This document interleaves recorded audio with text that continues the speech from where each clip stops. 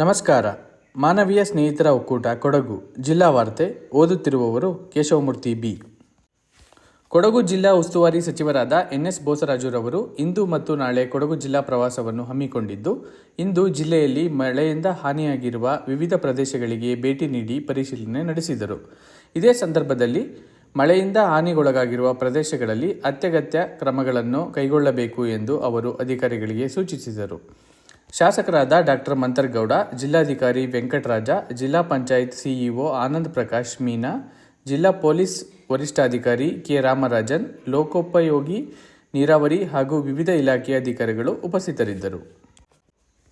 ಕೊಡಗು ಜಿಲ್ಲೆಯ ಭೂಕುಸಿತ ಪೀಡಿತ ಪ್ರದೇಶಗಳಿಗೆ 10 ಎನ್ಡಿಆರ್ಎಫ್ ಸಹಾಯಕ ಕಮಾಂಡೆಂಟ್ ಕಿರಣ್ ಕುಮಾರ್ ಭೇಟಿ ನೀಡಿ ಪರಿಶೀಲನೆ ನಡೆಸಿದ್ದಾರೆ.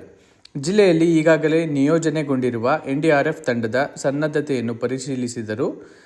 ಜಿಲ್ಲಾ ವಿಪತ್ತು ನಿರ್ವಹಣಾ ಪರಿಣತರಾದ ಆರ್.ಎನ್. ಅನನ್ಯ ವಾಸುದೇವ ಅವರೊಡನೆ ಸಮಾಲೋಚನೆ ನಡೆಸಿ ಭೂಕುಸಿತ ಪೀಡಿತ ಪ್ರದೇಶಗಳಿಗೆ ಭೇಟಿ ನೀಡಿದರು.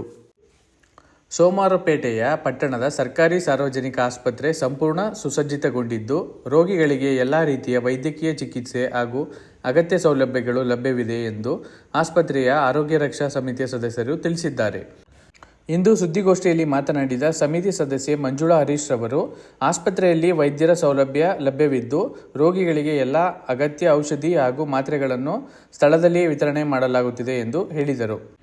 ಶಾಸಕ ಡಾ. ಮಂಥರ್ಗೌಡ ಅವರು ರಕ್ಷಾ ಸಮಿತಿಯ ಅಧ್ಯಕ್ಷರಾಗಿದ್ದು, ಆಸ್ಪತ್ರೆಯನ್ನು ಇನ್ನಷ್ಟು ಸುಧಾರಿಸಲು ಎಲ್ಲ ಪ್ರಯತ್ನಗಳು ನಡೆಯುತ್ತಿವೆ ಹಾಗೂ ಆಸ್ಪತ್ರೆ ನವೀಕರಣ ಕೊನೆ ಹಂತದಲ್ಲಿದೆ ಎಂದು ತಿಳಿಸಿದರು. ನಾಳೆ ಜಿಲ್ಲಾ ಆರೋಗ್ಯಾಧಿಕಾರಿ ಕಚೇರಿಯಲ್ಲಿ ಅಧಿಕಾರಿ ಮತ್ತು ಸಿಬ್ಬಂದಿಗಳ ಆಯ್ಕೆ ಕೌನ್ಸಿಲಿಂಗ್ ನಡೆಯಲಿದೆ. ಇದರೊಂದಿಗೆ ಸೋಮವಾರಪೇಟೆ ಆಸ್ಪತ್ರೆಯಲ್ಲಿನ ಖಾಲಿ ಹುದ್ದೆಗಳು ಭರ್ತಿಯಾಗಲಿದ್ದು, ಆರೋಗ್ಯ ಸೇವೆ ಇನ್ನಷ್ಟು ಬಲ ಪಡೆಯಲಿದೆ ಎಂದು ತಿಳಿಸಿದರು. ಕೊಡಗು ವಿಶ್ವವಿದ್ಯಾಲಯದ ಕನ್ನಡ ಉಪನ್ಯಾಸಕ ಡಾ.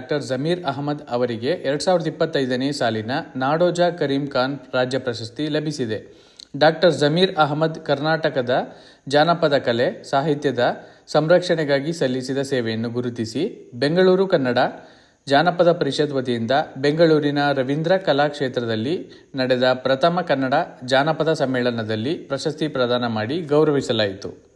ಗ್ರಾಮೀಣಾಭಿವೃದ್ಧಿ ಮತ್ತು ಪಂಚಾಯತ್ ರಾಜ್ ಸಚಿವರಾದ ಪ್ರಿಯಾಂಕ್ ಖರ್ಗೆ ಅವರನ್ನು ಇಂದು ಮಾನ್ಯ ಮುಖ್ಯಮಂತ್ರಿಗಳ ಕಾನೂನು ಸಲಹೆಗಾರರು ಹಾಗೂ ವಿರಾಜಪೇಟೆ ಕ್ಷೇತ್ರದ ಶಾಸಕರಾದ ಎ.ಎಸ್. ಪೊನ್ನಣ್ಣ ಅವರ ನೇತೃತ್ವದಲ್ಲಿ ಗ್ರಾಮ ಪಂಚಾಯಿತಿ ಸದಸ್ಯರು ಭೇಟಿ ಮಾಡಿ ಕೆ. ಬಾಡಗ ಗ್ರಾಮ ಪಂಚಾಯಿತಿ ಕಚೇರಿಗೆ ಮಹಿಳಾ ಸಾಂಸ್ಕೃತಿಕ ಸಂಘದ ಕಟ್ಟಡವನ್ನು ಪಂಚಾಯಿತಿಯಲ್ಲಿ ಲಭ್ಯವಿರುವ ಹಣದಲ್ಲಿ ಸದ್ರಿ ಕಟ್ಟಡವನ್ನೇ ಖರೀದಿಸಲು ಅನುಮತಿ ನೀಡುವಂತೆ ಸಚಿವರಿಗೆ ಮನವಿ ಸಲ್ಲಿಸಿದರು. ಈ ಸಂದರ್ಭದಲ್ಲಿ ಕೆ. ಬಾಡಗ ಪಂಚಾಯಿತಿ ಅಧ್ಯಕ್ಷರಾದ ರಿತೀಶ್ ಬಿದ್ದಪ್ಪ, ಪಂಚಾಯಿತಿ ಸದಸ್ಯರಾದ ಸಿ.ಡಿ. ಬೋಪಣ್ಣ ಉಪಸ್ಥಿತರಿದ್ದರು. ವಿರಾಜಪೇಟೆಯ ಕುಟ್ಟಂದಿ ಪ್ರೌಢಶಾಲೆಯ ನಿವೃತ್ತ ದೈಹಿಕ ಶಿಕ್ಷಣ ಶಿಕ್ಷಕ ಹಾಗೂ ಕಲಾವಿದ ಶಿವಣ್ಣ ಎಸ್. ಅವರಿಗೆ ವಂದೇ ಮಾತರಂ ಲಲಿತಕಲಾ ಅಕಾಡೆಮಿಯ ಪ್ರತಿ ವರ್ಷ ನೀಡುವ ಇಂಡಿಯನ್ ಐಕಾನ್ ಅವಾರ್ಡ್ ಹಾಗೂ ನಾಟ್ಯ ಮಯೂರಿ ನೃತ್ಯ ಶಾಲೆ ನೀಡುವ ಕರುನಾಡ ನಾಟ್ಯ ಕಲ್ಪವೃಕ್ಷ ರಾಷ್ಟ್ರೀಯ ಪ್ರಶಸ್ತಿಯನ್ನು ಪ್ರದಾನ ಮಾಡಿ ಗೌರವಿಸಲಾಯಿತು. ಬೆಂಗಳೂರಿನ ವಿಧಾನಸೌಧದ ಕಲಾಕ್ಷೇತ್ರ ಭವನದಲ್ಲಿ ನಡೆದ ಇಂಡಿಯನ್ ಐಕಾನ್ ಅವಾರ್ಡ್ ಪ್ರದಾನ ಸಮಾರಂಭದಲ್ಲಿ ನಿವೃತ್ತ ಲೋಕಾಯುಕ್ತರಾದ ಸಂತೋಷ್ ಹೆಗ್ಡೆ, ಹಿರಿಯ ರಾಜಕಾರಣಿ ಖಾದರ್ ಮತ್ತಿತರ ಪ್ರಮುಖರು ಹಾಜರಿದ್ದರು. ಸಮಾಜ ಸೇವೆ, ಪರೋಪಕಾರ ವಿಚಾರದಲ್ಲಿ ಕೊಡಗಿನವರ ಛಲ ದೇಶಕ್ಕೆ ಮಾದರಿಯಾಗಿದೆ.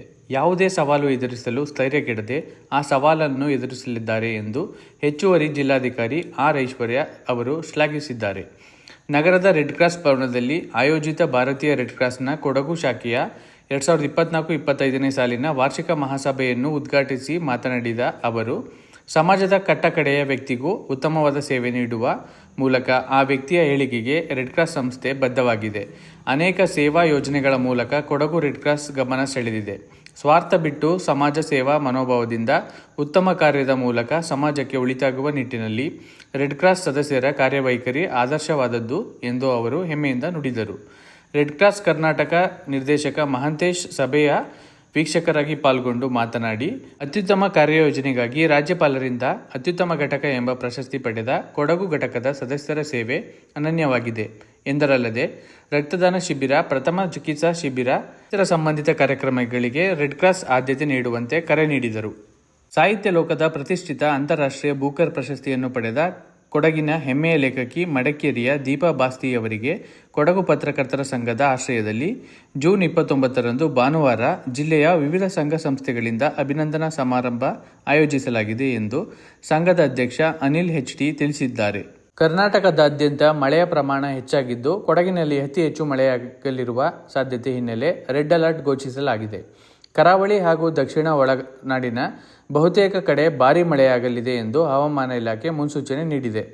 ಕೊಡಗು ಜಿಲ್ಲೆಯಲ್ಲಿ ಮಳೆಯಿಂದ ಆಗಿರುವ ಹಾನಿಗೆ ಸಂಬಂಧಿಸಿದಂತೆ ವರದಿ ಸಲ್ಲಿಸಲು ಜಿಲ್ಲಾಡಳಿತಕ್ಕೆ ಸೂಚನೆ ನೀಡಲಾಗಿದ್ದು, ಈ ವರದಿಯ ಆಧಾರದ ಮೇಲೆ ಜುಲೈ 2ರಂದು ನಡೆಯಲಿರುವ ಸಚಿವ ಸಂಪುಟ ಸಭೆಯಲ್ಲಿ ಚರ್ಚಿಸಿ ಅಗತ್ಯ ಅನುದಾನ ಒದಗಿಸಲಾಗುವುದು ಎಂದು ಕೊಡಗು ಜಿಲ್ಲಾ ಉಸ್ತುವಾರಿಯೂ ಆಗಿರುವ ಸಣ್ಣ ನೀರಾವರಿ ಹಾಗೂ ವಿಜ್ಞಾನ ಮತ್ತು ತಂತ್ರಜ್ಞಾನ ಸಚಿವ NS ಬೋಸರಾಜು ತಿಳಿಸಿದರು. ಕೊಡಗು ಜಿಲ್ಲೆಯಲ್ಲಿ ಧಾರಾಕಾರ ಮಳೆ ಮುಂದುವರಿದಿರುವ ಹಿನ್ನೆಲೆ ಜಿಲ್ಲೆಯ ಎಲ್ಲ ಅಂಗನವಾಡಿ, ಪ್ರಾಥಮಿಕ ಮತ್ತು ಪ್ರೌಢಶಾಲೆ ಹಾಗೂ ಪದವಿ ಪೂರ್ವ ಕಾಲೇಜಿಗೆ ನಾಳೆ ರಜೆ ನೀಡಲಾಗಿದೆ ಎಂದು ಜಿಲ್ಲಾಧಿಕಾರಿಯವರು ತಿಳಿಸಿದ್ದಾರೆ. ಇಲ್ಲಿಗೆ ಜಿಲ್ಲಾ ವಾರ್ತೆ ಮುಕ್ತಾಯವಾಯಿತು. ವಂದನೆಗಳು.